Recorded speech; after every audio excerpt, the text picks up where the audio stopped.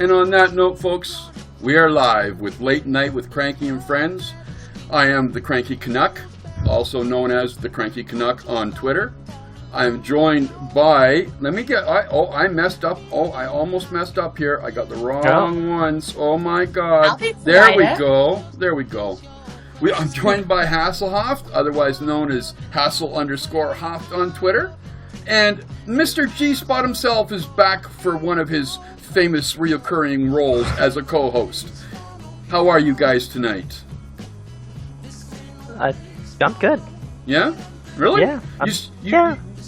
You're all in one piece. You're not, falling apart or feeling old. And it's the G-Spot, Rar.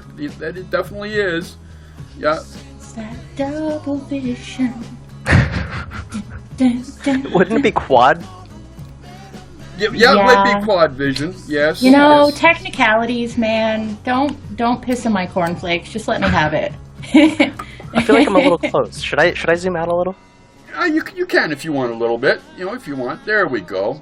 Now, prior to in our warm up to. Oh, I'm good, by the way. I know you are. You said so that already. Didn't you? Oh my God, I am getting old. I'm getting very, very forgetful. Actually, I'm in a really bad mood. I've been an asshat to every person that's physically been in front of me today, so it's probably a good thing we're not in the same room. Hey, darling, you can be an asshat to me all you want. I wouldn't mind at all. But as I was saying, before we went live, we were having a couple little discussions that I thought was rather interesting. One of which was asking G if you used an iPhone. you had to bring it up, didn't you? I'm so sorry. I'm so sorry. And as you can see, G's response was, I had to bring it up. Of course I did. Now, explain.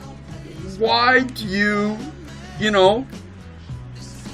If Apple crumbled to the ground, I would walk over, piss on it, and then set fire to it.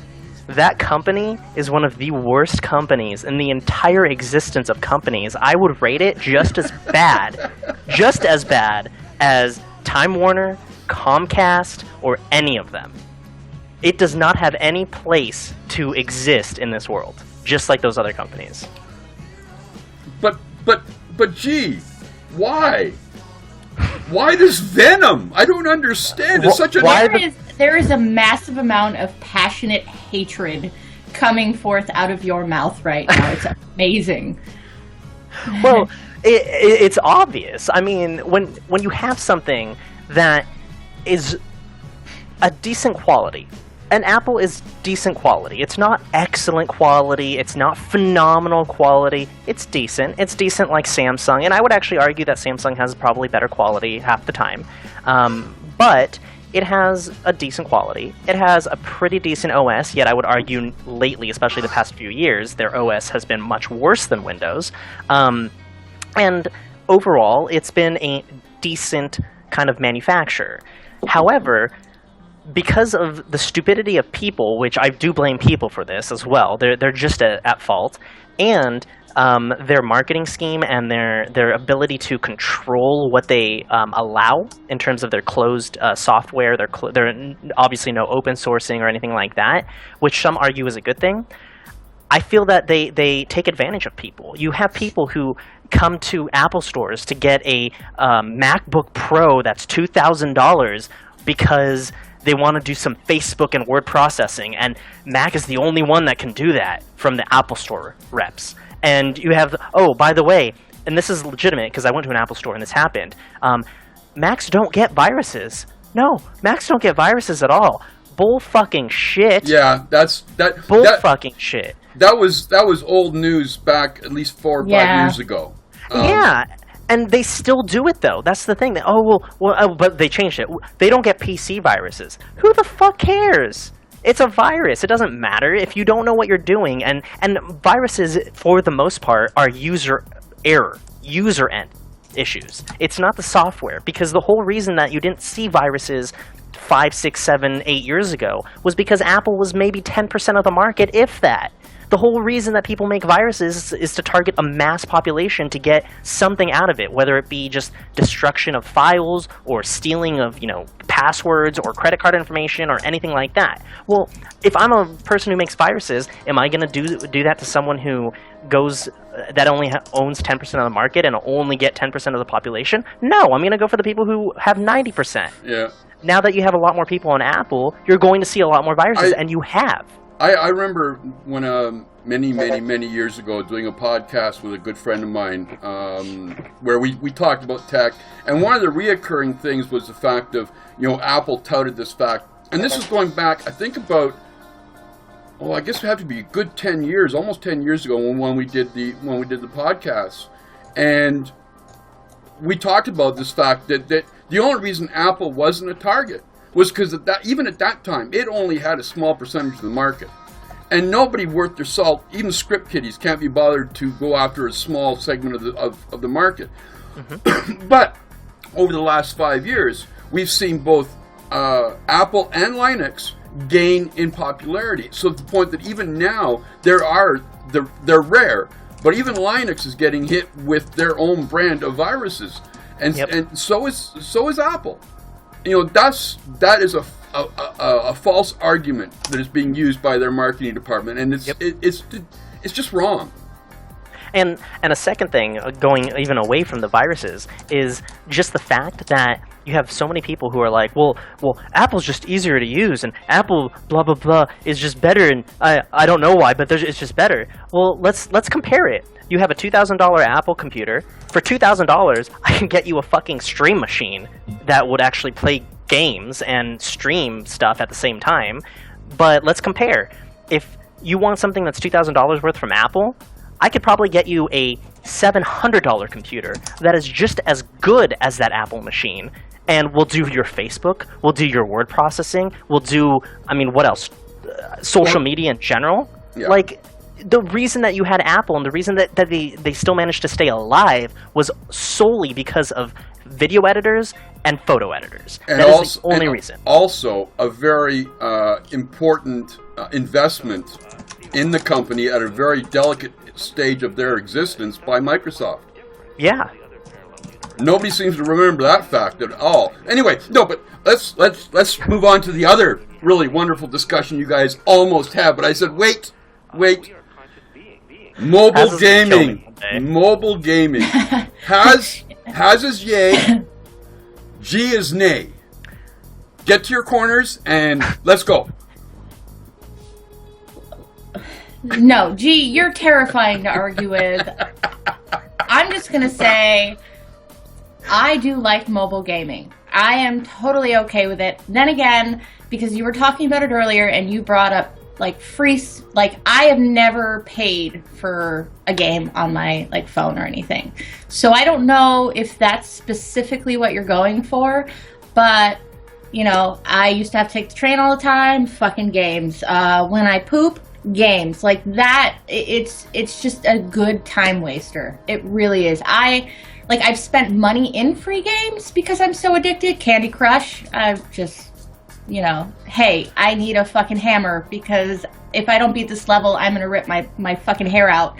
But, I don't know, specify. Because you mentioned something about free, and I was like, wait a minute, this is a little different now.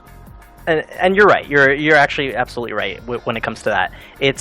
For me, it's very similar to the same argument for, your DLC games. For instance, and I'm only going to briefly mention it because this can be a whole nother topic, but Evolve is a great example. Evolve's coming out, and they're like, well, if you just buy the regular game for $60, you only get 12, these things and whatnot. But if you want the full game, you got to buy the $100 pack and the season pass, by the way. Or maybe it's just the 100. I don't know. But regardless, I'll go strictly talking about the mobile games. Same type of mechanics is what upset me. What? Somebody, they go, pooping games sounds like a new market, and then it goes, run out of toilet paper? There's an app for that. Probably. Oh, Lord. Okay. So, but with mobile games, the way that it's going is very similar to that whole DLC crap. And some DLC is good, don't get me wrong, but for the most part, I mean, Payday 2 is another great example. They came out with really shitty DLC for it, and they're still selling it. So with most mobile games, they're considered free, but if you want to really do anything with them, for instance, that popular one, Clash of Clans. Clash of Clans. Yeah, you drop down a building, and your first, like, 3 buildings or something will take maybe 2 hours or something like that. I don't know. I played it for like 5 minutes and I was sick of it. But for most of the time, you drop down a building, and unless you want to pay $5, $10, $15, it's going to take a day or two for it to finally build. And it's like, this is not a game. It's you have to like pay money to actually play the game. It's not free. That's what bugs me, and I made it has like died. All right. So maybe you're looking for something different in a mobile game than other people are. Like, well, I'm not though. All right. There's phenomenal. All right. As strange as this sounds, at my cousin's funeral last week, my sister was showing me because I was like, oh, I'm gonna go home. I want to play SimCity because I'm fucking hooked. And she's like, oh, I play it on my phone. And I was like, there's a fucking app. SimCity Build It. Yeah, never knew that. So she's showing me. It's obviously different, and it does the same thing. You create materials, and then it takes time for things to build. But it's kind of like, I've got some time to, like, I'm outside smoking cigarette, which you don't, G, because you're like the epitome of perfect health. Fuck you. But, That's not true. I know. But, like, she's like, I'll be outside smoking a cigarette. There you go. You know, you get some stuff started. It's just a fun way to waste time. It doesn't have to be that, you know. Where I have a lot of problems with mobile games is where they tie into PC or console games. And Evolve is a perfect example of that. They've come out with this brand spanking new game that's doing really well on Steam, and or whatever, and people are playing it like crazy. So what do? They come out with an app for the Android, and I think iOS as well. But the app has nothing to do with the game. It's like Bejeweled. All right? Now you tell me how a Bejeweled type game has anything to do with what Evolve is. See, my argument was the same. If you can gain from a game that you love, that you're not able to carry around your PC with you that will allow you to play said game, but you would like to do something while you're out or you're not able to play then get Bejeweled. Help you? You're just mad that it's Bejeweled, and I think you just hate Bejeweled. Hey, listen, I had Bejeweled for the desktop for quite a while there because it was free on Origin or whatever. Yeah, Origin. Heckle. But no, my point is if you are going to come out with a mobile app game for your larger game, then make it give me something other than dropping shit down from the top of your screen. If you're going to play a game anyway that drops shit from the top of your screen, like if you're a Bejeweled player anyway, I don't see the huge... I don't know. Maybe... I don't know. I don't see the big problem with it not being as similar to the original game. But see, I see what you're saying, Has, and I see what both of you are saying. I think my issue in this whole thing is with Bejeweled, you get the game and you get to match it and all of that. I don't know the Evolve one, but for the thing that I dislike about mobile games is the way the industry is moving towards. And what that is, let's get Bejeweled 4. And Bejeweled 4 is going to be a free game, but you only get to play for 5 minutes. If you want to continue playing, you have to pay $5, even though it's a free game, unless you do X, Y, and Z for maybe surveys or, some ad type thing. And then from there, you have to do another survey for another, 3 minutes of gameplay. Or you have to wait, 24 hours until you can play again. Or you have to... It's not gaming. It's a way to try to steal money from players. Like, I have certain games on my phone that I absolutely love that are absolutely free. Yep, so do I. One of them, Pixel Dungeon. Pixel Dungeon, phenomenal roguelike dungeon crawler type game. It's free. You can donate. There's no ads. It's free. See, that is a game that I like. I play Mahjong Mahjong on my phone. That's my way of relaxing at the end of the day. And I quite regularly will I have 3... While you're pooping. No. Anyway, I have 3 of them, basically from the same company, Maze Mind, I think it is, that are awesome Mahjong games. They have one small little ad in them, which I'm cool with, right? But they're great Mahjong games. I check out other ones, and suddenly you're getting into this bullshit arena of you get halfway through, your tile set, and suddenly they want you to do a review, or they want you to splash an ad in your face, or they want you to upgrade to the pro version. And I'm going, delete. You're the fuck out of here. I'm fine buying a game. Yes, like so that, am I. And that's the thing. But the way that the mobile game specifically is going towards is that pay-to-play type game, even though it's free. It's not even a pay-to-play. I don't even know how to describe it, but it's shit. I absolutely hate it. They are microtransacting the shit out of your life. Yes, exactly. And that's what Evolve is doing too. But you don't actually ever have to pay. And I understand that. You don't have to. But you can wait. The thing. Yeah, and that's the problem though. That's the problem is, what if I want to buy the game just to buy it and play for 8 hours at a time because I have nothing else to do and I'm sick and that's what I want to do? Nope. What has to happen is it's free. I can't buy the game just to play for as long as I want.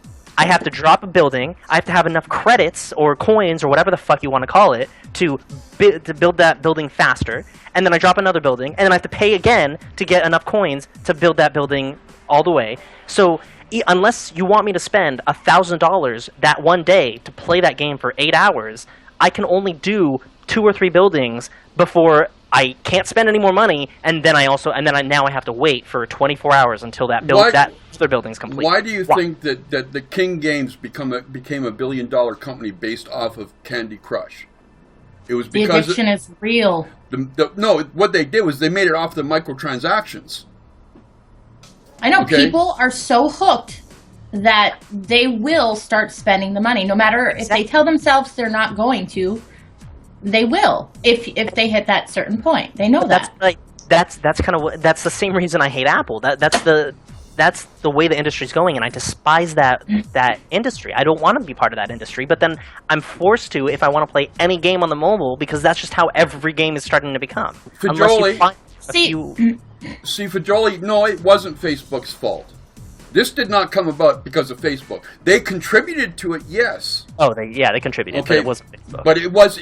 This started happening before Facebook got into the mobile game market, and they finally figured out how they could get a slice of the pie. But I don't know. This kind of leads into there was an interesting post on a blog I just came across not too long ago, and the guy's a smart dude. It's called Keen and Gary's Gaming Blog, and his what he wrote this morning in It's Not a Pipe Dream is this: we are inundated with false promises, half-baked ideas, and incomplete projects. Every day, a new ploy to manipulate how people pay for games is being concocted. What happened to saying you're going to make a game, making it, and then selling it? The industry went from selling complete games to giving them away for free, and now they sell ideas for games that might be in the future. Seriously, what the flippin' flying fire tuck is going on? I said it a dozen times, but I'll say it again. I'm willing to pay money for video games. I like my video games to be what is promised, finished and playable. Why is this exchange of value such an elementary and fundamental concept so lost to us these days? Agreed. That's exactly my point. That right there is what I'm trying to say, essentially.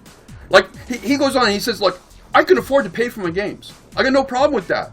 I would rather pay the $59.99 and get a complete fucking game, right? Instead of paying $1.99 and getting a partial game or partial, because he does not like this whole early access thing. He thinks it's a broken system, right? What is wrong with like, are we so conditioned these days that games have to be free? I I really, it's hard to say because I do like some games that have come out in early access, and The Long Dark is one of those. I love that game, and I'm willingly paid for it, or actually I should say somebody got it for me. But I would have paid for it the moment I could afford to because I like that game. But you talk about some of the other early access games, and it's like, how the fuck did they even get this far? Yep. It's one of those things. I mean, and there's so much I think that's wrong with the gaming industry, but it's not going to change because as much as people want to not have it happen, they're not going to stop their habits. They're not going to stop their, what they see is what they want to get, but they're not. I mean, the perfect example is the whole Reddit movement with the whole gaming community. There's that gaming subreddit of like over 6 million subscribers or something ridiculous. And the front page on the gaming subreddit was, this year we're not going to do pre-orders. Okay, sure. And thousands and thousands of people upvoted this, and in the comments thread it was like, yeah, we're not going to pre-order. Literally the very next day, GameStop pre-order, blah blah, or not GameStop, Grand Theft Auto pre-order. That was the top on the list, and people were like, oh my god, I can't wait to get this game. I pre-ordered it, and they immediately forgot. So it's the same thing in terms of how people act in just in general. They say one thing but do the other. They would love to see no pre-order bonuses or DLC for this, and they really hate it, but then they go out and pre-order it anyway. Yeah. Like, okay, here's another one too. Like the whole Greenlight thing through Steam. Okay, it's you would think that it's just developers trying to get their games out to market and get it noticed. But apparently, Valve in a locked announcement page, which I guess was just for people involved in the Greenlight program, they said Valve is asking developers to no longer promise keys for Greenlight votes. When you give away copies of your game in exchange for votes, you put us in a really uncomfortable position, Valve announced. We do not think these votes accurately reflect customer interest, and it makes our job harder in deciding which games customers would actually buy and play on Steam. So really, you have developers trying to rig the system. That's such bullshit. Like, and I don't doubt it, but that just kind of angers me. Well, that kind of, in some ways, that kind of explains why some of these games are making it to the top of the pile. Exactly. And some aren't. Let me just shit on a plate. Can we greenlight this? Apparently poop is my theme today. But can we greenlight this plate? Can we do this? I will give you a free sample of it. If they can greenlight Stone Simulator, or I Am Bread, or, any of the other stupid-ass simulator games, yeah, they probably could greenlight poop on a plate. As long as you were willing to give enough keys away. Yep. And here's the thing. Here's another question, too. A lot of these keys that they're giving away, are they ending up on G2A? Or Probably. Kingpin? Or on Steam Trade? And are not benefiting the developers in the long run. Well, maybe they are, because then these shitty games get launched on through Greenlight, and they start making money. And I'm sorry, but that kind of manipulation is a manipulation of my wallet. Yep. Like, what do you guys think of this? And I'll put this out to the chat as well. What do you think of this idea that developers are actually doing this to the point where Valve has to step in and tell them to stop? I'm glad they finally fucking stepped in and said something. Like, let's recognize what's going on right now and do something about it. It's a hard discussion point for me, just because it's one of those things that is always going to happen no matter what, especially with how social media is and how the way viral things work nowadays.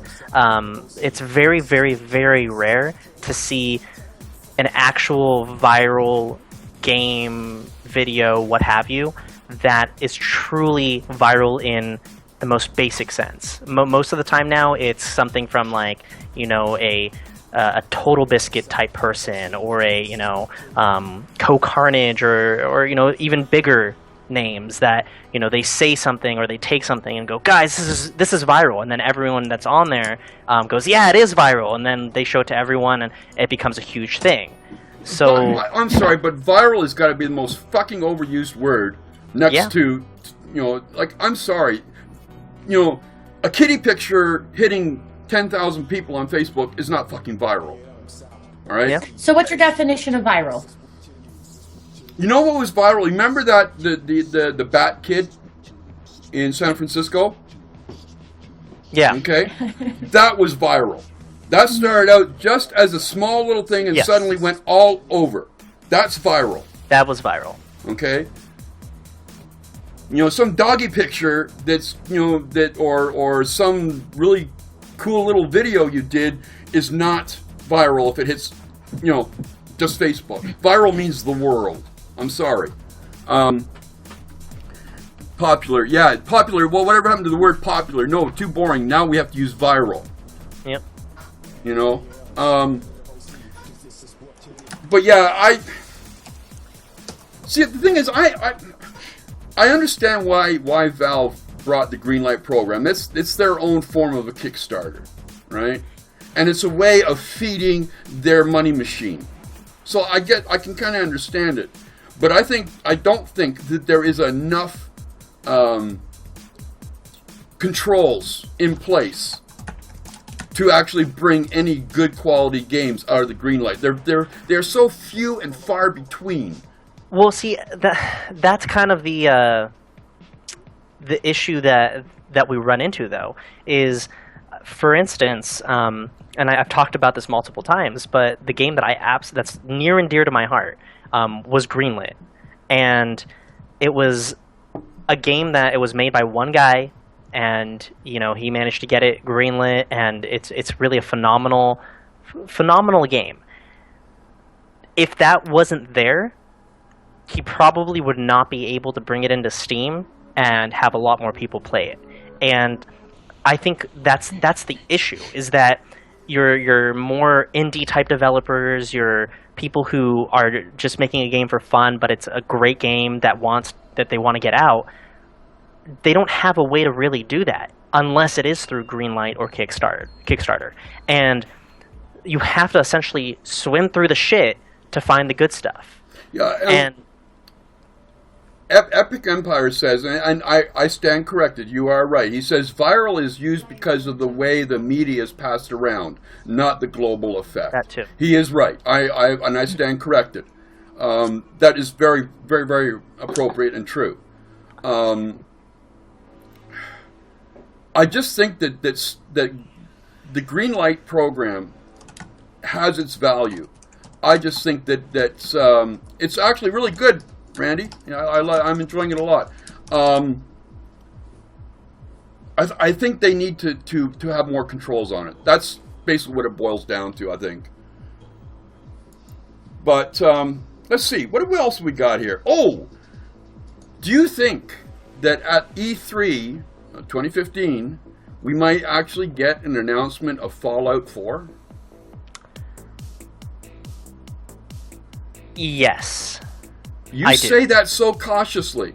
Now, the reason I'm asking that question is because apparently Bethesda has announced that they will be holding their own press conference at E3. Now, in previous years, they've sort of lumped in with the Microsoft and the Sony announcements as part of their platforms.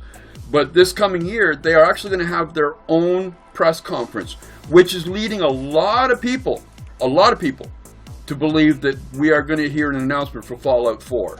Well, Fallout 4's had a lot of leaks, too. So I think that's why they're expecting some kind of big announcement from it. Well, I'm not sure whether you can qualify like the dribbles that have come out as leaks, because none of it is being confirmed. Exactly. And that's actually marketing genius. Well, wishful thinking. That's the thing, and that's why I was very cautious to say yes. I mean, to me, it's a one or the other type of thing. I see them doing something crazy, either like a new game genre or game completely, whether it be, it's obviously going to be an RPG thing because that's just what they're known for. But I actually see more of a new game instead of Fallout 4. But at the same time, Fallout 4 has a lot of traction. A lot of people think it's going to be Fallout 4, so it could very well be. Those are really, to me, the only two possible things. The only other thing I can see them doing is just doing something absolutely crazy, which wouldn't surprise me, knowing them, is something related to the Oculus or some sort of game that specifically is using the Oculus type of format to try to be the first ones there. And whether that be, Microsoft's, I always forget what they're called. I call it the HoloLens. HoloLens. HoloLens. Whether it's that or the Oculus or something in between.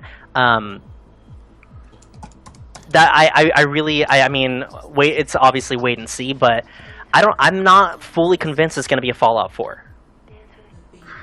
There is also rumor going around that we are going to hear about a new Doom at E3. Does that excite your soul?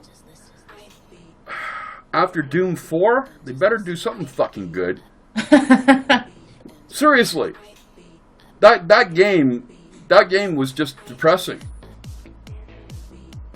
I'm not excited for a new Doom at all. Why? Doom is such a great franchise that they wouldn't keep fucking it up.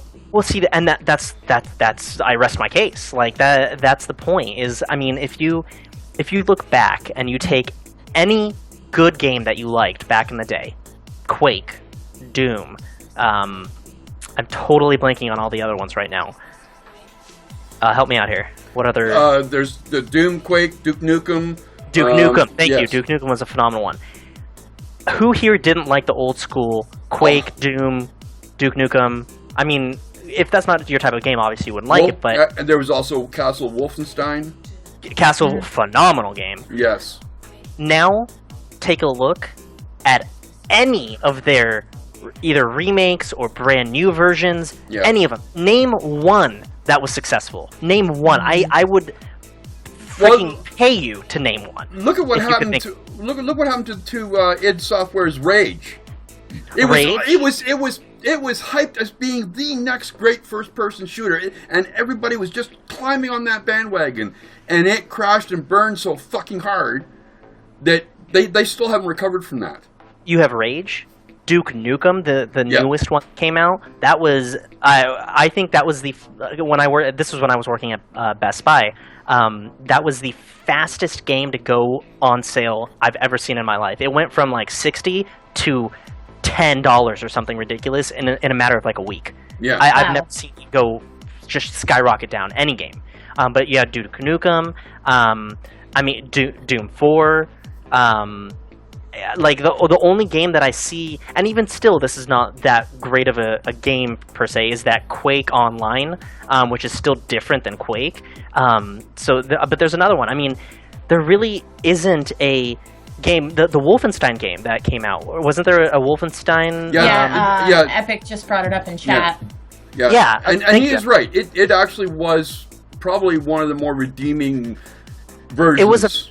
It was a better one, but you're still not seeing that kind of fanaticism or phenomenal game that comes out for these types of games. Why? I honestly think it's because you can't really bring back that nostalgia. You can't really bring back that type of game because now you're expecting a game that looks like Skyrim modded in your FPS type of atmosphere, but still have the same gameplay as your old school FPS. Like, you can't mix the two anymore. It doesn't work.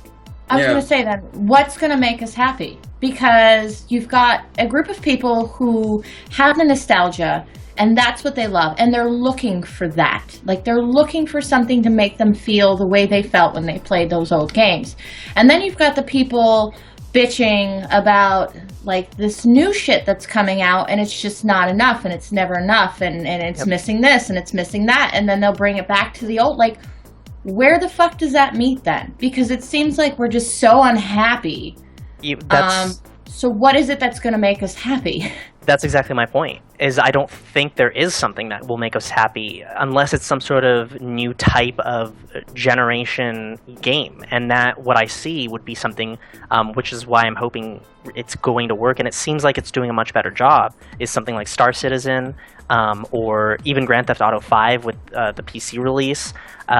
Granted, it's not like an actual first-person game, but with Star Citizen, you have that first-person element to it that, you know, their own development team is making, and you know, you get to play it and test it out and such. But that's, I think, the only thing that's really going to make waves when it comes to this type of stuff. You're not going to see games like Quake or Doom or any of that be rehashed and made into the same type of game it used to be, because you're not going to have anyone happy. People are going to call it a shitty game. Well, on that note, we've got, there's always constant rumors of Half-Life 3, and there's constant rumors of Fallout 4. Okay, can either of these games, if they actually came to market, can they even live up to the expectations that the gamers have for what they will be? Well, they're so high. Fallout 4, yes. You think so? I agree, though. Fallout 4, yes, because it's not as hyped as Half-Life 3. Half-Life 3 is now a phenomenon. Half-Life 3 is something where, you know, somebody says something funny in terms of like math. They screw up math, you know, and someone donates, and like what's his face, Credify, you know, donates $3.75 or something like that, and you have to do the math to try to figure out how much he's donated, and you screw up. Someone in chat's gonna go, Half-Life 3 confirmed. Like it's a joke now. It's just a phenomenon. So if they try to actually create the game, I don't see it going or boding well at all, because you have so much fan fiction now. You have so much just people who think they know what they want with it, but there's, you know, 20 different avenues of what people want from Half-Life 3. I mean, I would argue that no matter what they make with Half-Life 3, if they do make it, it's going to crash and burn. I really feel like it's going to crash and burn. On the other hand, you think that Fallout 4 would be a success. Why? What's the difference? Because it's not you don't have that joke with Half-Life 3. You don't have like someone saying, "Oh, Fallout 4 confirmed." You know, like it's kind of the way people discuss it. And Fallout 4, yeah, it's been discussed. Yeah, people want it, and people say, "Oh yeah, I'd really like it," but it still isn't the hype that Half-Life 3 has. Yeah. It's like the expectation. When it's risen to a level that's beyond what it should be, at that point, it is just set up for failure. Exactly. And I don't know how it gets to that point, but that's where it hits, that peak. And that's the thing. I may be wrong. It could be where Fallout 4 is already at that peak. At the same time, though, I'm one of those people who I've always loved Bethesda games. As much as their engine sucks ass, and I can say that because I bought every single one of their games, but it's one of those things where I would probably buy it and I would probably enjoy it because I love the way they have their open world, you know, systems, and how they have their RPG and just everything about it. Where the difference, another huge difference between Half-Life 3 and Fallout 4 is Fallout 4 is that RPG element. You have that kind of, you can do whatever you want, so it actually can be a fun game for multiple people. Half-Life 3, if it ever comes out, is one of those things where it's a first-person shooter. That's really what it is. No matter how the story is, it's just a first-person shooter at the end of it. And you don't have those options. You don't have that virtual kind of reality where you can go into it and pretend you're the character, or even if you don't do that, just enjoy the aspects of what that RPG can do. Because Half-Life 3 won't have that. It's just going to be first-person with a storyline. And you've seen many different first-persons with storylines already. So I think that's another reason why it would absolutely fail if it does come out. We've talked. We've covered this a little bit. The fact that when we talk about like older games that are being brought forward or remastered or whatever, one of those titles that keeps coming up, and it was bought by the IP was bought by Gearbox, is Homeworld. Mm-hmm. Where they are going to be releasing an edition which has the remastered Homeworld 1 and Homeworld 2 along with the originals, and you'll be able to switch between them. This is in sort of celebration of the Homeworld 3 that is coming down the road. one of the things they've done, and we've got a bit of a video here, is they're doing a multi-part, a 3-part series that is looking into that looks at the development of the remastered. We'll take a few minutes and just have a look through it. We'll turn the music down a little bit here, just in the meantime, and we'll just have a listen. And simple about that journey. At the core of the story of Homeworld is this idea of this journey from working hard, being good, but being disenfranchised, being isolated, and then this struggle through this almost insurmountable adversity, and then this arrival at this place where you are righteously and profoundly accepted and included. And if you are someone like me, or I think like a lot of our fans, it was like a perfect parallel for the struggle that all of us were going through. And I think it's the reason it stuck with people. It's really of the video game industry. It's a real gamer's game. Have you ever played Homeworld at all? Either of you?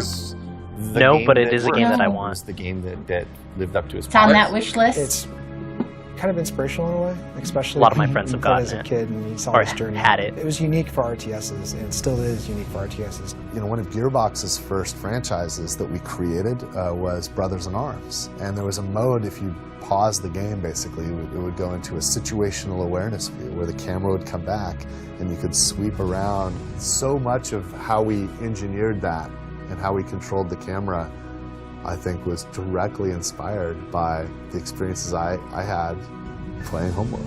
I actually did not put that together until just now, when you asked me that question. All As those a feels. child, I loved the original one. Just that combination of passion. That and totally power looks like and Karida. war.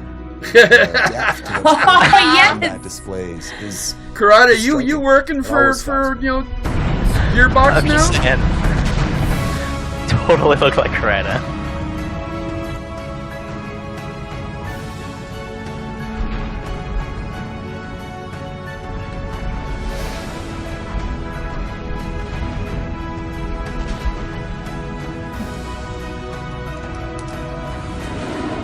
Anyway, that's that's number one of the 3-part series they're doing on the show, are about the remastering, which is kind of interesting to watch. But it seems, are we getting a resurgence in space sims? Oh yeah. Because it seemed like for the longest while, that type of game was sort of regulated to, like the 4X genre that Eve or Distant Worlds, where it wasn't approachable by the average gamer. Now we've got Homeworld coming back. We've got at least 2 other space sims that we're going to talk about that are gaining real popularity or design. People wanting to get their hands on it. So, are we going to see that genre come back full force and actually be really, really good to play? Well, I think that you're gonna have it come in full force. I don't think it's gonna be really good to play. I think Homeworld's gonna be one of the few, but that's really gonna be it. I mean, obviously, I think there's gonna be 1 or 2 that will come out really that are really, really fun to play. But for the most part, you're going to just see people who are going to try to jump on the bandwagon Exactly, once, until it burns out. until it burns Just, out. That's like anything, movies, Yeah. music, everything. It is going to happen. It's kind of inevitable. and Well, have either of you seen or watched any streams or played it, this Elite Dangerous? I've heard a lot of good things about it. Good I haven't things? played it myself, but yes. Well, there is apparently a patch coming, and they put out a short video for it. We'll just turn down the volume of the music again a little bit, and this is for the 1.1 update. It's their release trailer.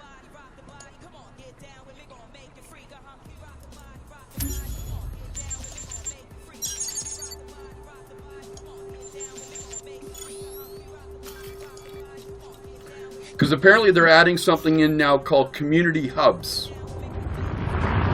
where you can work together on projects within the game now. Whereas before it was pretty well singularly working your own shit. Like, I gotta admit, it's a gorgeous looking game. I was just gonna say it's sexy. It's pretty sexy. I am so tempted to buy it. Well, I know a couple Everybody's people. doing it. I know a couple people who have this game right now. Doc Steele's one of them, and she loves the game. Absolutely love it. And I really think you're going to start seeing a lot, especially because of Star Citizen.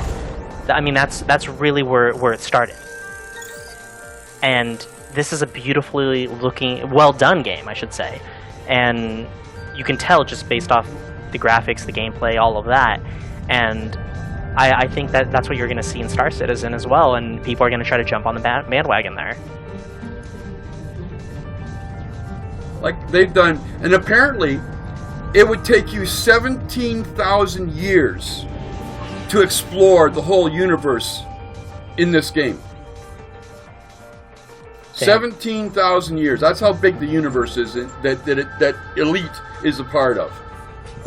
Little excessive, but I mean that's cool. Well, there's apparently a group that are actually going out to try and map the whole Elite Dangerous universe. So, you know, that's impressive. But the graphics are just gorgeous. I'm a sucker for a pretty game. So am I. Just like a pretty woman, I'm a sucker for a pretty game. That's just the way I roll. You got a pretty game. I got a pretty game there in my Steam account. Anyway, that was the trailer that they put out for the upcoming patch. Does seeing something like that make you even want to get it more, or is it just it's marketing, you deal with it, and you go on? I mean, this type of game, like, I've heard really great things about, so I would probably end up getting it. But it's one of those things where you're going to see a lot of them come out, just kind of like your Kickstart type games, your Elite, or your Greenlit type games. People are going to try to jump on it if it becomes popular, and you're going to win some, you're going to lose some. There's really no way to figure out which ones that is unless you talk to people that you trust. We're going to take a 5-minute break, and when we come back, we're going to talk about one of those games because there's one that fits your bill perfectly. But for right now, we're going to take a 5-minute break, refill the drinks, and take care of necessities. We will be back in 5, folks.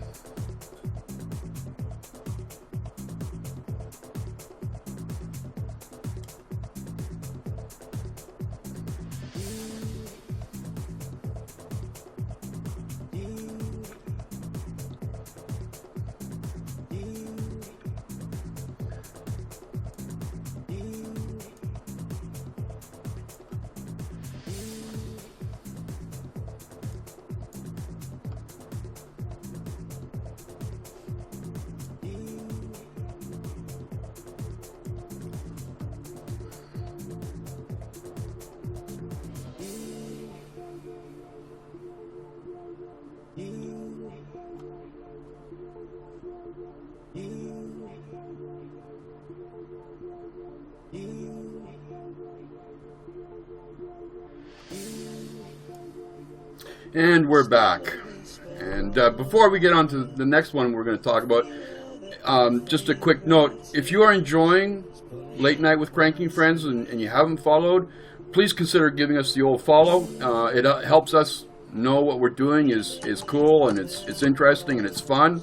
Because that's the only way we really know. We can sit here and babble until the end of our days, but if you don't let us know we're doing it right, then, not much point. But definitely hit that old follow button.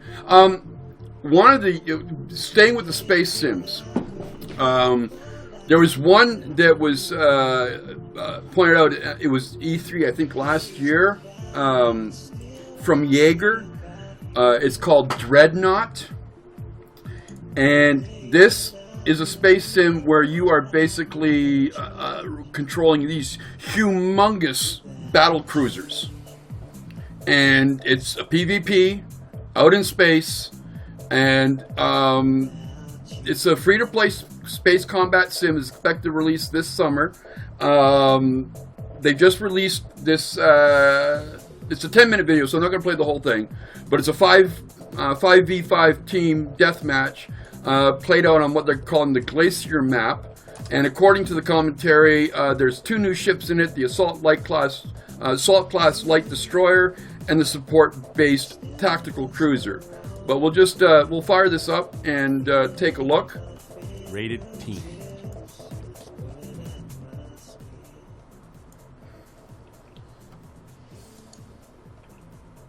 Let's get into this. What we have here is the orbit scene, which is basically a pre-match meetup for the captains. Here you can switch your ships, also view which ships other captains have selected, and work on your pre-game strategy.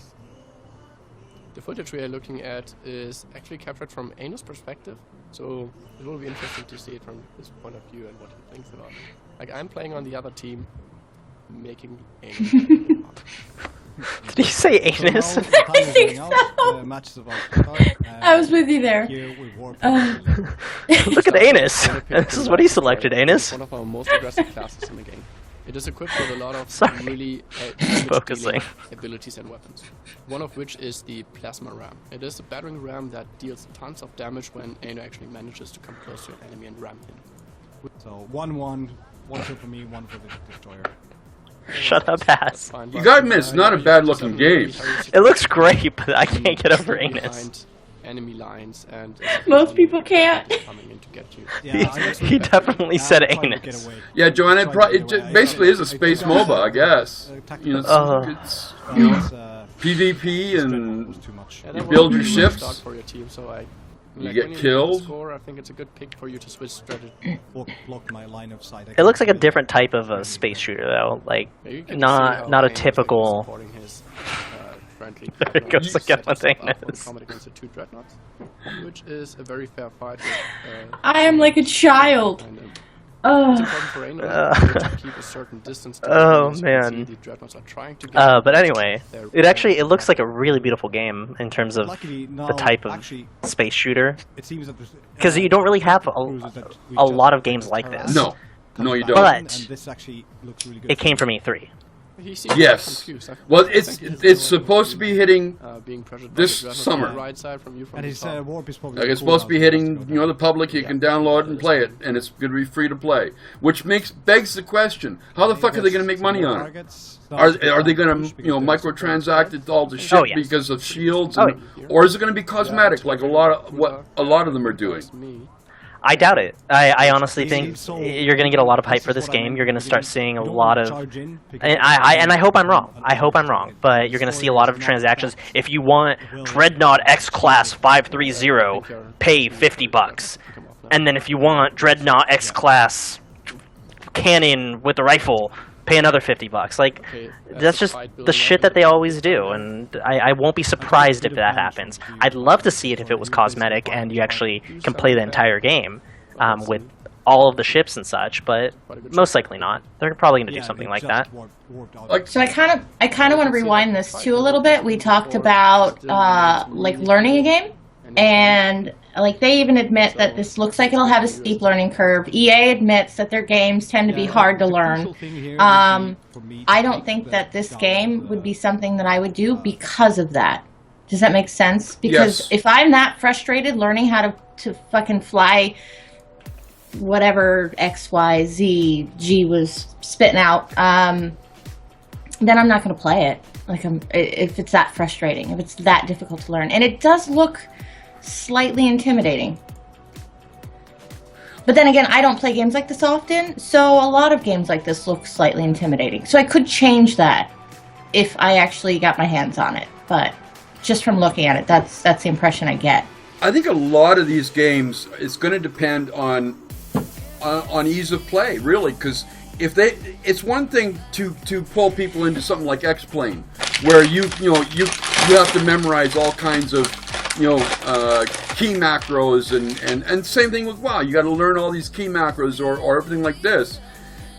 That in itself can be a very frustrating experience, and they've got to try, if they want these games to be successful, they've got to start hitting the main gaming circuit, like the main. Some people are really into games like that. Like they feed off of it, which is cool. But you're right. If they don't hit, like just normal, everyday Joe Schmo, they're gonna have a very niche. The other thing that bothers me too. Thank you, Disney, for the host. The other thing that bothers me too is that in a lot of the newer games, and one of my favorite games is Guilty as This Is All, and I've seen it with The Forest, and I've seen it with a couple of these new open world ones. Even getting to figure out how you access your, it takes you like 5 minutes. You got to go through all the key setups and learn how to it's tab to bring up one screen. It's L to bring like. They don't like you're looking at one scene. There's no indication of where your controls are or what you can do or how you can access your information. And that kind of irritates me. Have either one of you played or watched any of the Long Dark at all? No, I've actually just heard you love it, which honestly makes me want to look into it. It is, besides the fact that it's like Clay, it's a Canadian gaming company. Oh yeah. Yeah, they're supposed to be Canadian. Yeah, that's a humdinger, don't you know? But the Long Dark is, again, it's an early access game, so take it for what it's worth, folks. But they have been adding stuff and improving stuff as they go along, and they just released a pretty big update to it, which saw the addition of a whole new like a 10-kilometer area to the map, and new animals, new things you can do. It's an open world sandbox type survival game, but you're in the middle of winter in northern Canada, and it is not like what impressed me was when I one of the times I was playing it, I felt like I was literally walking through a storm that was coming at me. I mean, it literally felt like I was slogging through it. And like I just said, like the only reason I don't get to pimp many games, but this is one that if you like that type of game, it's worth the $20. It really is. And now that I see that they are actually maintaining the development of it, I'm behind it even more. So anyway, if you haven't tried it, give it a shot, man. It's like I think you'll if you like I said, if you like that type of game. That's the caveat there. What was this? What are you eating there, Haas? Skittles! Like, I have a problem. It's a big resealable bag, and I bought it maybe 2 hours ago, and it's almost empty. It's resealable for a reason. Because it's so big, and you're not supposed to eat all of them. Thank you, Wicked Gamer. I know. Have a problem. It's a problem. Is it loud? Am I chewing loudly? No. It's just the bag is a little loud, but the fact is that I totally understand. Oh yeah, I totally. Hey, thank you, Calandros, or Veg, as we famously know you, the man who can die in every game. Yeah, the Veg. Vegopotamus. That's my first introduction to veg, to be honest. The Vegopotamus. Yes. He will never live that down. Anyway, apparently the BAFTA Awards are coming up, which are the British Academy of Film and Television Arts, and their Game Awards. And I'm not sure how Game Awards fit into this, film and television, but they've released the list of games that are up for awards, and Alien Isolation is leading the pack with 6 nominations. Far Cry is in at 4. Shadows of Mordor is in at 4. Mario Kart 8 is in at 4. Destiny's in at 4. And really, the only reason that Alien Isolation got the leg up on him is because it was created by an English software company, gaming company, so they could win. So they're in the British, only category. So that gives them an extra option. Have you played it, or have you watched Alien Isolation at all? I've watched it. I watched a couple people play it. What do you think? Do you think it's worth an award? If there was an award for hiding in the locker simulator, then yes. I'm glad I wasn't drinking when you said that. I was. I know.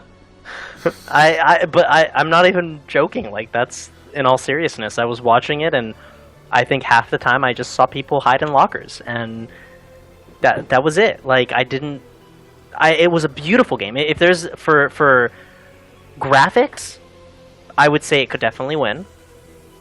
For locker simulations, it could definitely win. For anything else, I don't know. I don't see it as a $60 game. I wouldn't pay money for it. I don't think it deserves any of its nominations, really. I didn't think it was a great game. Well, all right, Kanye. Look, you made a good game, but let me tell you, I'll make a game in your game. Up for best game at the BAFTA Awards is Alien Isolation, Destiny, Dragon Age Inquisition, Mario Kart 8, Middle-earth, Shadow of Mordor, and Monument Valley. Of those, and I put this out to chat as well, if I have to, I'll read them again, but who do you think should win best game? Who should or who is? Who should? Okay, who should and who is? All right, yeah. Who do you think is going to win? Dragon Age Inquisition's going to win. Who do you think should win? Mario Kart 8. No, I'm just kidding. I would actually agree. I do. I think out of those games listed, I actually haven't heard of Monument Valley, so I'd have to look that one up. But the only one that I think is somewhat decent, besides Dragon Age Inquisition, is Mario Kart 8, and I don't think Dragon Age Inquisition should beat Mario Kart 8 between the ones listed there. What about you, Haas? I think she's just shocked that I agreed with her. I know, because I was only half kidding. I have a feeling Mario Kart 8 would win, just because of all the hype behind it. I've never played Mario Kart. Big surprise, right? Neither have I. Those words come out of my mouth more than anything else on this show. Nope, never played it. Nope, never played it. Nope, never played it. We will change that as the time goes on. All right. Talk about a game I've spent hours on. I have played Destiny though, because of that man, Mr. G. Me? Was it Destiny? No. You the one who plays Destiny, or was it Cranky? No, it wasn't me. No. So what the fuck am I thinking of? Divinity? Yes. See, that's all right. See, I did that too a bunch of times. I kept on calling Divinity Destiny, and that's a huge mistake because Destiny is just a shit game. But yeah, I did that a lot. There's an interesting article I came across, which we'll get to in a few minutes. Okay, best game design: Alien Isolation, Destiny, Far Cry 4, Hearthstone, Middle Earth, Shadow of Mordor, and Threes. Should win, will win. For which one? Sorry. For game design. Game design.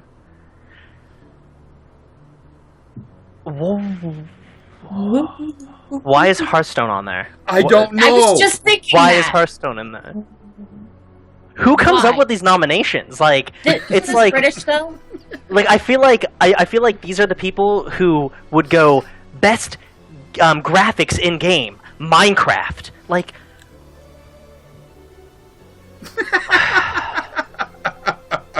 So I take it you really don't have a pick on this one. I would say for game design, I mean, I think it would be between Far Cry. Between Far Cry and Middle Earth, even though Middle Earth was just a repetitive Assassin's Creed, essentially. But we're not talking about the game itself, just the design. Well, the game design, and that's what I'm thinking. I'm thinking like between Far Cry and Middle Earth, it's going to be one of those two, and it probably should be one of those two. I would probably say Far Cry 4 is going to win, or no, you know what? Because Middle Earth got a lot of traction. Middle Earth might just win on that one. Who should win? I wouldn't be upset if Middle Earth won. That one's. Steel Soul 30 agrees with you. Hearthstone for game design. What's the connection? Like, really? If anyone could answer that would be amazing, because there's no logical sense in there. Okay. Like somebody just mentioned that they like playing Hearthstone. It's not a matter of liking or not liking it. It's in an award category for best game design, and Like, I don't. Yeah, I the enjoy connection. playing Solitaire by myself. Well, yeah, obviously by myself, but like I enjoy playing. But I wouldn't call that like a phenomenal game design. You know, like it's a good game if you're bored and you have nothing else to do. Solitaire is a great game, but game does it's just Okay. I don't get it. In the multiplayer category, we have Call of Duty Advanced Warfare, Hearthstone, Destiny, Mario Kart 8, Minecraft the console editions, and Titanfall. Do they not understand what multiplayer is either? Who are these people? Are they gurus? So, Like, okay, and Joanna, if you're still here, I apologize because I am seeing a British person. But British, it is so different. The way they think, their television, their humor. So I can see this being a little off to us. Even still, like when you talk multiplayer, you're talking multiple people. Like you don't say multi when you're going. Like I'm not going with multiple people. When I say, for instance, if I go to you, Haz, and I go, hey, I'm gonna go hang out with multiple people, and her name is Sarah. No, but the two of you become a multiple, right? No, it's a couple. A couple of people are going out. If I say I'm going out with a couple people, that means 3 of us are going out. Actually, having Hearthstone in multiplayer for one is just retarded. Minecraft Console Edition is also somewhat retarded. Well, then again, can you play multiplayer Minecraft? Like, do they have their own servers and stuff that you can join, or is it actual console like windowed mode? I don't know. I don't either. If you can actually play multiplayer on Minecraft, okay, I can see why that's on there. My thought is more of like a LAN-based type thing, which you shouldn't have multiplayer on there. Again, stupid. Probably what's going to win is Call of Duty. What should win is Mario Kart 8 again. Somebody just said I played 20 Hearthstone games today, so I played against 20 people. That's kind of no, valid it's not. Now you're really getting down into the semantics of it. I mean, if I go again, my analogy is the same. If I go hang out with multiple people in a day, I can say I hung out with multiple people in a day. But if I'm going out to hang out with a person, I don't say I'm going to hang out with multiple people. That doesn't make sense. When you play with people, multiple people means more than one other person. When you're playing against a person, it's not multiplayer. If you play multiple games... Sorry. No, that's fine. No, somebody said co-op play and multiplayer are a bit different despite it being more than one person. And I think that might be the distinction, something like that. Like it is different. Okay. Joanna does point out the BAFTA awards they don't consult the public. Oh. This is all internal or within the industry. So really, I'm sorry, but I look at that list and I don't see anybody in touch with the real gaming world. Cranky, I think you should develop your own list, and I think we should portray it here. I really do. Well, I might think about it. I might do that through the site, crankygamers.com. I might actually do that at some point. I mean, obviously, if you don't have to seek the general public's opinion, you're able to just do this yourself, and there you go. There's your list. You know what? I could probably pull all the co-hosts in together, and we could come up with a better fucking list. Oh yeah. Than these idiots, without a word of a lie. So maybe Randy, Randy Baker 85. Who is your roommate, and what does he not believe? Journey's gonna be pissed. You stop believing. Just saying. Okay. Anyway, continue. I saw that in chat, so I just had to point that out. Okay. You mentioned Destiny and your lack of enthusiasm for it. Am I correct in that? I mean, I feel like this is just a normal reaction towards Destiny. I don't see many people. I mean, even big streamers who were all about it because they probably got paid for it. I mean, I don't understand why people still play that game, because it's really just a typical FPS type game. It wasn't a game they expected it to be. Just like what Rage was, just like what Evolve is going to be. I will say this right now, Evolve is going to be a complete flop. Now, I may be wrong, and I'll totally eat my words if I am, but first, A, I hope it's a complete flop. B, I also really think it is because of their their monetization scheme, or scam, should I say. So... All right. Anyway, there was an interesting article on Kotaku, and I'll put the link into chat. One of the writers there, he did a long piece today, and I'll try and TRDL it or whatever that is. TLDR. Yeah. Basically, they played it real hard and heavy. They played it through the last DLC. They played it hard and heavy, and then one day it was just like, I'm done. And he used the old, carrot, dangling the carrot, and he says a lot of the stuff that they do within the game to make you progress is like dangling the carrot in front of you. And at some point, you eat too much of that carrot, you really don't want any more carrot.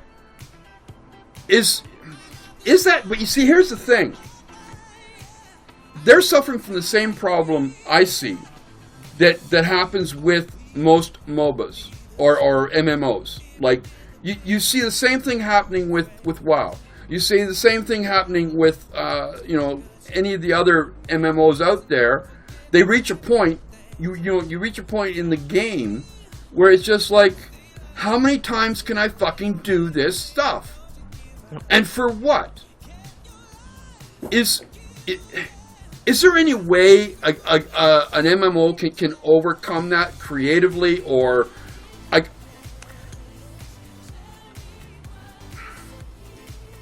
Yeah. How? I think this is the same type of conversation we had when it came to WildStar. You need to have some sort of game changer. WildStar is the best game that no one plays. This is a great way of putting it, because it really is. It's a phenomenal MMO that just nobody plays and nobody really wants to play because there's not many people playing it. And the reason for that is it's not game changing. Destiny really wasn't game changing. It was somewhat unique, but once it got to that point, just like for these hardcore players, once it got to that point, it just kind of was the same crap over and over and over again. And obviously I say crap in the light sense of the word. I haven't played it, so I don't know if it's crap, but like he says, once or twice I'd be talking to my colleague and Destiny bro, Jason Shear, about playing. We would both hem and haw and slowly realize that, to be honest, we'd rather be doing something else. It just wasn't worth our time. We could both imagine what would have happened if we did play. We'd spend an hour or so running through a difficult battle, a battle we'd played through a dozen times before. At the end, we'd be bitterly rewarded with booby prizes and useless junk. And rather than go through all that, we decided to stick a pin in it and go and do other things. Yeah. And just like that, Destiny lost its hold. I actually kind of wanted to bring that up separately tonight because I experienced that today and it frustrated the fuck out of me. You get so engrossed in a game, like absolutely, you dream about it, like you're at work and you're like, what can I do? I want to go home and play X game. And I've done this because this is how I may not have a big library, but like I am in a game. And then you hit that fucking point where you're just like, I can't do, like, it's not even fun because I don't even know. Like I'm overdoing the same thing over and over again. And I hit that today. And it's funny that we talked about this because it's what game was that? It was SimCity. Yeah. I knew you were gonna say that. Yeah, I mean that's the game But and the only reason it happened before, and the only reason that's why I like Skystorm so much, because that man actually made me love the mechanics of the game again. After like I saw what someone can do, and I was like, holy shit, this is amazing, and it got me back into it. And so then you'll hit that point again, and it's either do or die at that point. And so it seems to be the same. Even Veg in chat, he says, you do get burnt out on Destiny and other MMO-type games. It's happened to him with every MMO he's ever played.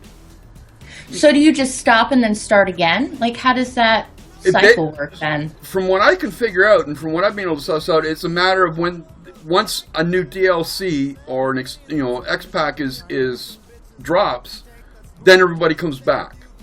We saw that happen with World of Warcraft, with Draenor. Yep. Like their subscriptions went up to like 10 million.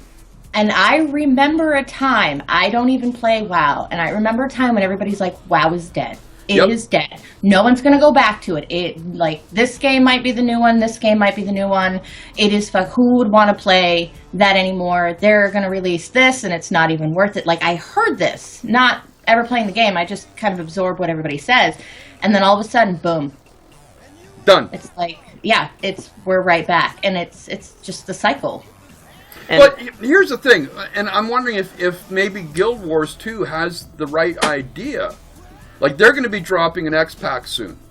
But they are not extending the levels. They're not extending the weapons. They're not going beyond what is already currently there. They're enhancing what is already there.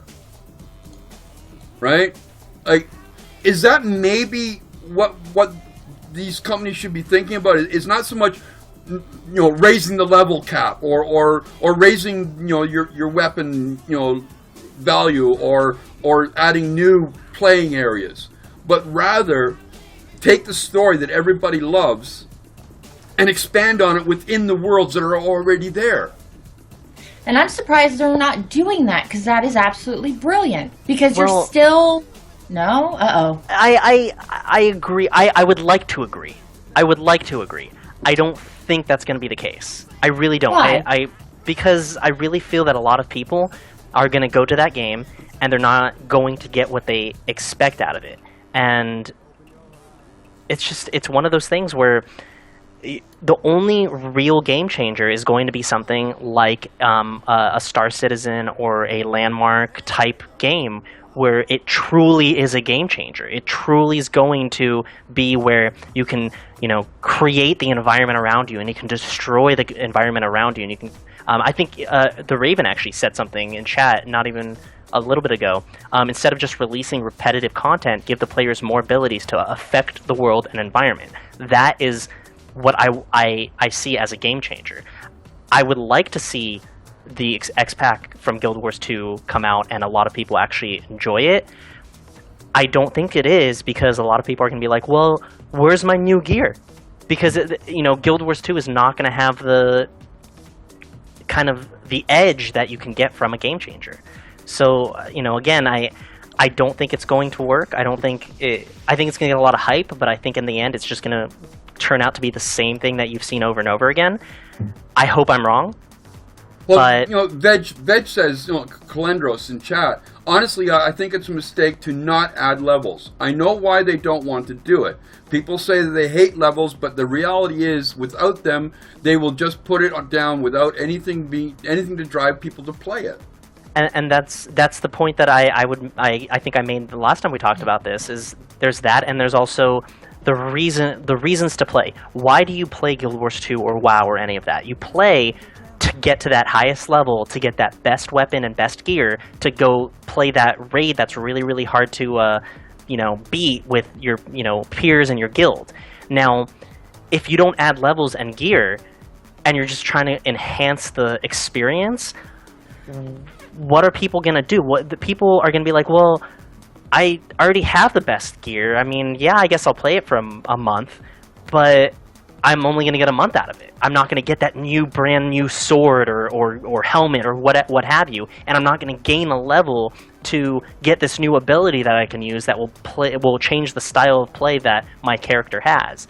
The only way I see it actually happening is, again, a whole game changer, a Star Citizen's coming out, or a Landmark type game where you have that destructible terrain and these dynamic, villages and things that actually happen in game.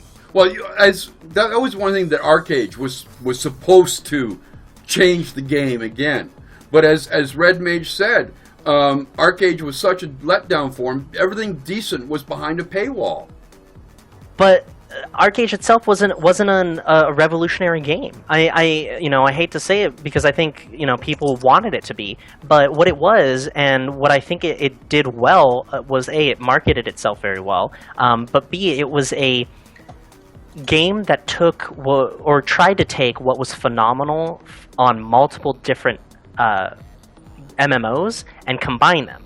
And I think it did a pretty decent job. I wasn't a fan of it personally, but I think it did a decent job of doing that. But it wasn't a game changer. It didn't do anything new. And that's my point. Is Star Citizen is an MMO type. Well, not really an MMO, but I don't even really know what to call it. It's just its own unique type game. And same thing with the kind of landmarks that are coming out. And I say landmark because I should say voxel-based MMOs, because you don't really have that in MMOs right now. So I really think that until you start seeing an MMO that is like a voxel-based with the type of physics that you see, where you can go out and you kill this kid and family in this village, and the dad happened to be a blacksmith. Well, now you can't do any blacksmithing at that village type thing. Like, it's dynamic that way. And that's what I see, EverQuest Next trying to do, and what I see other voxel-based MMOs trying to do. Like, what's that one? What is that one? Hold on, let me find it. I have it somewhere here. It looks like it has a lot of potential. Was it the one we were talking about last night?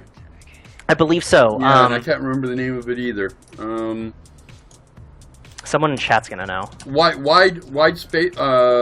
Something spaces.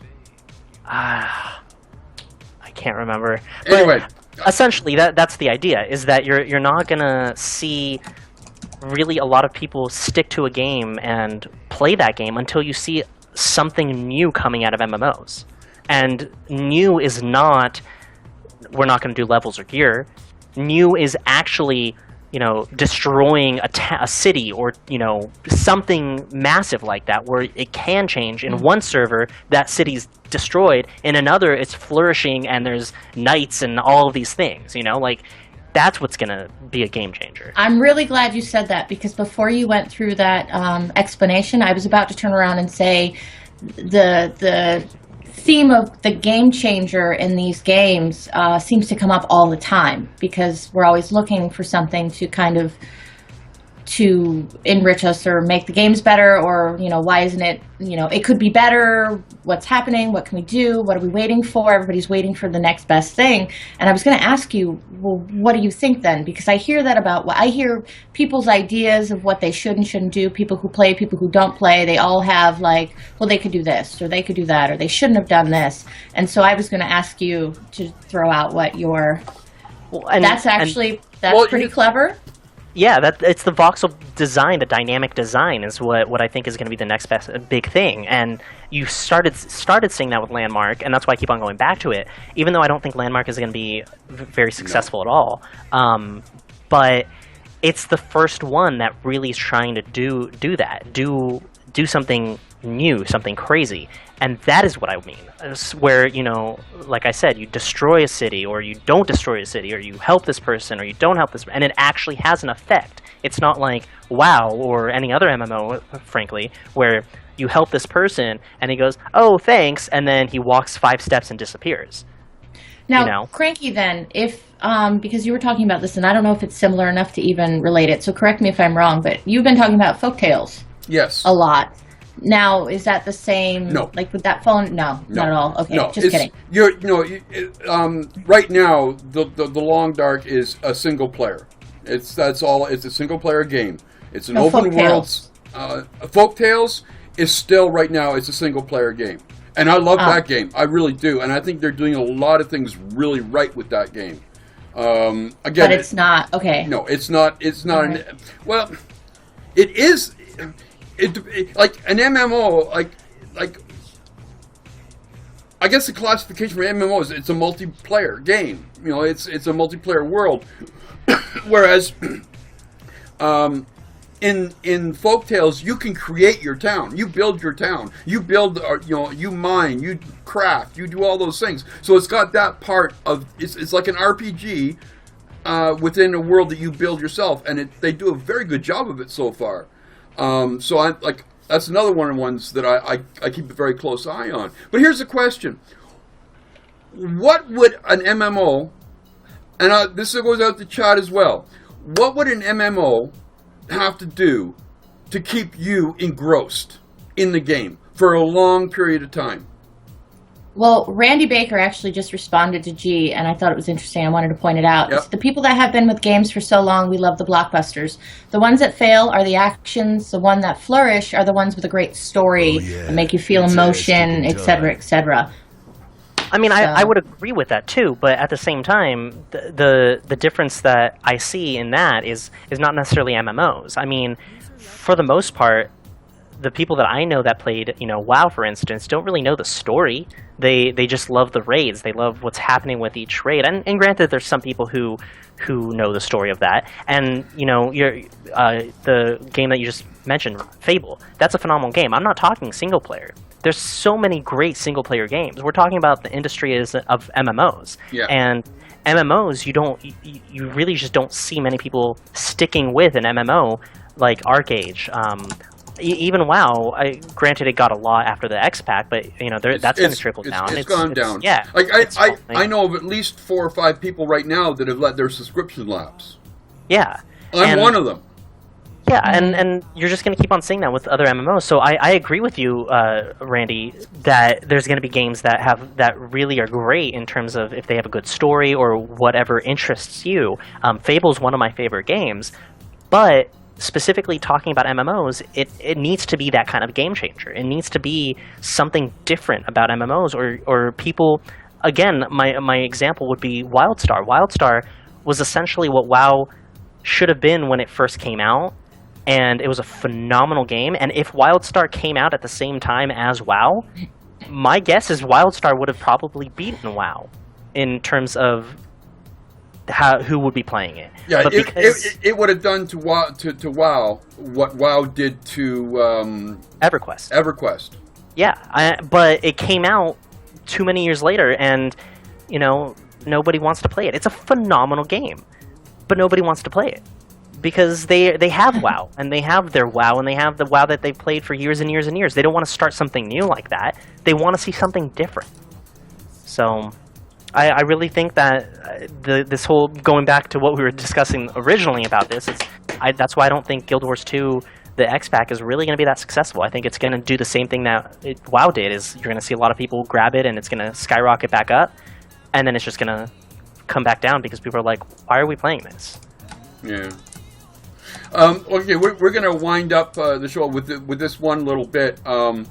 There seems to be I remember when Joystick did it, but while they were still a blog, they made this big announcement how they were getting out of doing reviews. Reviews. Okay, all right. Eurogamer just announced today that starting effectively, they're doing the same thing. They're pulling out at doing reviews, like giving numbers. As a result, they're also pulling away from Metacritic, and which we'll get to in a second. Do you think that reviews, as being typically, the numbering system, the stars or whatever, is valid in this day and age of like YouTube playthroughs or Twitch streaming of games? Does it have any value anymore? Yes, it does. I think that people, basically what you're going to see is Metacritic is going to take the essential and the recommended and the fail, and they're going to just put it into numbers, and then they're going to make it a score. And because the thing is, people always want to see some sort of score, some sort of rating. Now, for people who frequent Eurogamers and only go to Eurogamers for their advice and for the type of game that they should get, that's going to be great for them because they're going to be like, oh, perfect, they recommend it, I'll get it. But for people who go to Metacritic, because Metacritic is such a huge audience, so many people go to it to see if they should get a game. They want to score. They want to see. They don't want to see Eurogamer saying, "Oh, we certifies this as you should get it." They don't give a shit what Eurogamer says. They want to see what people say as a whole and what the score is as a whole. And they're also going to see if the company paid money to get their reviews rated better or not, or what have you. All right. So, Haas, here's a question: which would you prefer going to? Somewhere like Metacritic or Eurogamer for your, for their take on whether a game is good or not? Or would you prefer watching a streamer play it and then make your own judgment? It would be more of a streamer. I honestly, I'll go onto the pages and see reviews. I tend to do that. I actually kept myself from buying a game the other day because everybody was just like, this game is a piece of shit. I would love my money back, but I can't have it. Yada, yada, yada. The Grey Goo? Oh, God. Rock Simulator? No. Five Nights at Freddy's? Oh, yeah, okay. Yeah. Just kidding. But, yeah, I would like to see the game, and I just want to hear what the average person has to say about it. I don't need numbers, because most of the time the games that get these high ratings, I don't play anyway. Yeah. I'm not... Yeah. Sorry, go ahead. No, that's fine. I would agree. I mean, I think it depends on the person. And that's why I think this is almost like a topic, even, because the people who want the reviews and want the numbers, there's going to be the sites that just will create that number system for them. So Metacritic will just take what Eurogamer's doing and saying, oh, well, if they recommend it, then we're going to just make it a 7. If they say it's essential and you have to have it, then we'll just call that a 10. And if they say no, then we'll call that like a 3 or something, and they won't go 1 or whatever, right? So people are still going to have their numbers. Then you're going to have Eurogamer people who go to Eurogame and go, oh, this is essential, I have to get it. And then you're going to have other people like Haz who go to a streamer that they, like, that they appreciate, or multiple streamers, watch the streams and go, this is a game for me, I'm going to get it. So it's one of those things where you're still going to have the reviews, the scores, all of that. The way that I do it is I mix it. I go from, Metacritic to streams to reading the reviews from just random average Joe people that, I read the worst ones. I read why they hate it. And if 5 of them say give it a 1 star because this game sucks, I couldn't beat it, I'm not going to give them even a second glance because that's a shitty review. But if they give me like a perfect example, actually, absolute perfect example, Mountain Blade. Mountain Blade Warband is a phenomenal game. I absolutely love that game. I have over 200 hours of it. They just came out with an expansion/DLC pack called Vikings something. When it came out, utter shit. Utter shit. It was buggy. The FPS was just horrible. You couldn't play it. It would crash, everything. So what happened? Massive, massive bad reviews. Well, now they came out with a kind of an update for it that fixed everything, that made it a fantastic expansion. Unfortunately, and this is where my problem with reviews are, those reviews are still there. So now you're seeing a lot of positive reviews, but it still says mixed. So people who see that mixed, they're going, it's mixed, I don't want it. Yeah. But I go in and I actually look at the reviews and I see, oh, back in 5 months ago when it first came out, it was utter shit. But now, all of the latest reviews right now, phenomenal. They fixed it, phenomenal. And they actually list reasons of why it's good. So I'll read those and I say, you know what, they fixed it, this is great. So it really depends on how you do your research. And I'm one of those people who I will spend a week, a month, 3 months until I decide if I want to get something by doing that kind of heavy research on it. Yeah, you're that type of guy. I can see that. Well, just out of curiosity, and I asked this one to chat, and we'll wind this up.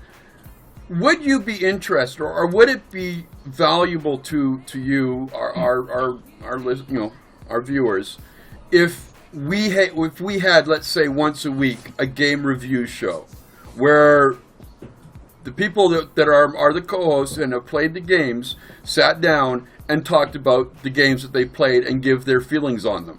I'm just curious if that would be of any value. What do you think, Haas and G? Do you think something like that would be useful? I think it would be fun. I don't know. It's really hard for me to say. Like, I don't trust the game number system at all. I just don't. And in the end, it's really opinions are like assholes. Everybody's got one. But to know, especially like a group, like a community that we have, to know what everybody thinks about something, that would be pretty cool. I'd be down for that. Yeah.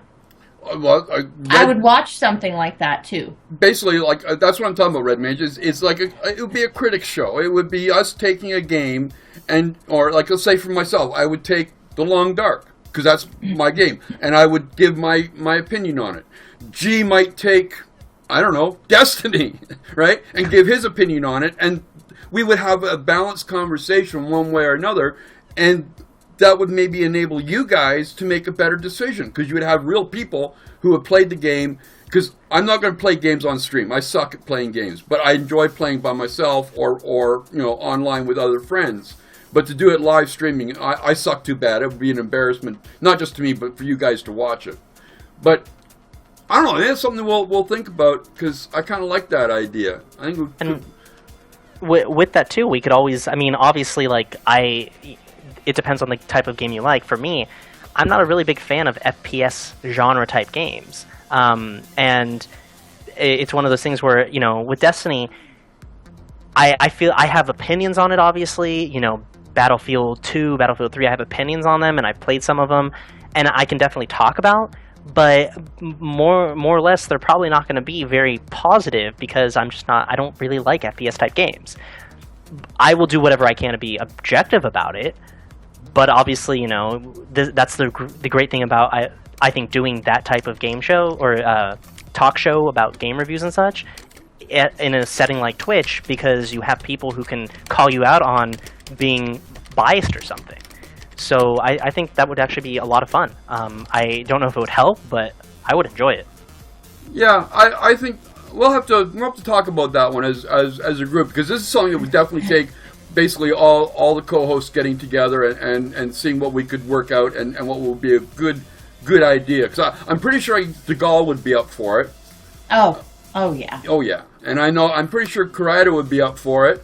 Dark makes a good point, though. He says not enough games that are affordable, and that's kind of true. A lot of these bigger games, I don't know that I'd be dishing money out to play. I mean, if you don't necessarily have to play it though, like you can watch the streams, and you can bring your you could, if you want, and this is something we could talk about, but you could be the person who looks at the cheaper games, like the ones that are $5 and below or free, or and give your insights on those, and we could also play those games as well. So, I mean, yeah, I think that'd be very interesting. Well, we'll talk about it and we'll see what we can come up with. But until then, this has been another evening with Cranky and Friends, with the beautiful Hasselhoff, the ever so gentlemanly G Eidolon, and myself, the Cranky Canuck. I want to thank you all for being here tonight. If you like what you've seen, you like the conversation, hit that old follow button down there and let us know we're doing something right. And if you want to kind of help support the cause, because this ain't cheap to do, hit the old donation button. Every single penny is appreciated more than you can possibly know. But until tomorrow, folks, one simple thing. Game on.